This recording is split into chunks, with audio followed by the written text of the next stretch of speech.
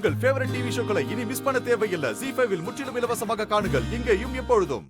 என்ன மேடம் யோசிக்கிறீங்க? ஆதார் இல்லைன்னா இல்லைன்னு சொல்லுங்க. அடுத்ததா என்ன கதை சொல்றதுன்னு பிளான் பண்றீங்களா? சந்தோஷ், சொல்லிட்டீங்களே, உங்க பிரஸ் குரூப்ல அனுப்புறேன் பாருங்க.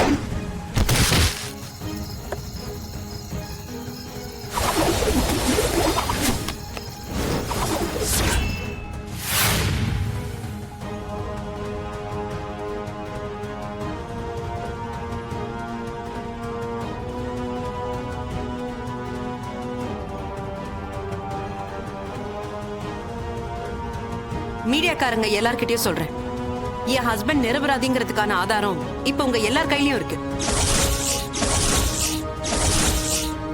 ஒரு விஐபிய குற்றவாளின்னு சொன்னதும் எந்த அளவுக்கு நீங்க ஃபாஸ்டா ரியாக்ட் பண்ணீங்களோ அதே அளவுக்கு ஃபாஸ்டா அவர் நிரபராதி நீங்க சொல்லியே ஆகணும். என்னம்மா நீங்க எங்களை விட்டுட்டு இவங்க கிட்ட ஆதாரத்தை காமிச்சிட்டு இருக்கீங்க? சந்தோஷ், சாருக்கும் அனுப்புங்க, அவரும் ஆதாரத்தை பார்க்கட்டும்.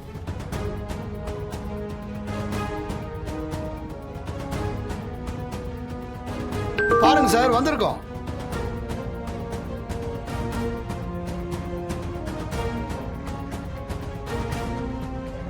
நான் பணத்துக்கு ஆசைப்பட்டு தான் இப்பெல்லாம் பண்ணேன்.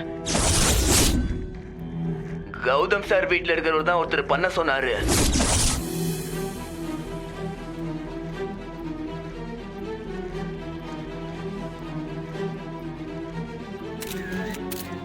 சார், இதெல்லாம் கௌதம் சார் பண்ணல, வேற ஒருத்தர் தான் பண்ணிருக்காரு. அப்ப அது யார் பண்ணது? யாருன்னு சொல்லுங்க சார். சொல்லுங்க சார், தெரியுமா தெரியாதா?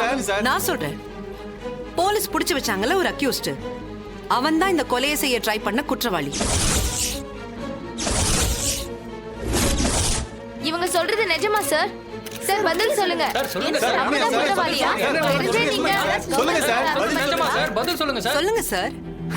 பிரஸ்காரங்க கேக்குறாங்கல்ல, அதான் உங்களுக்கு ஆதாரம் கையிலே இருக்கே, சொல்லுங்க.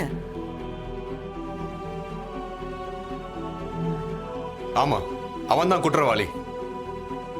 இப்ப அவன் எங்க சார்? அவனை தான் நாங்க தேடிக்கிட்டு இருக்கோம். என்கொயரியில இருந்து அவன் தப்பிச்சிட்டான். அவனையும் கோட்டை விட்டீங்களா? அது என்ன போலீஸ் ஸ்டேஷனா இல்ல பாய்ஸ் ஹாஸ்டலா?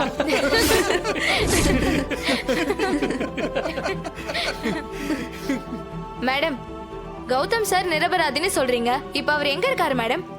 அவர் ஒரு இடத்துல சேஃபா இருக்காரு. அவர் மேல எந்த தப்பும் இல்லனா ஏன் மேடம் தலைமறைவா இருக்காரு? சொல்லுங்க மேடம்.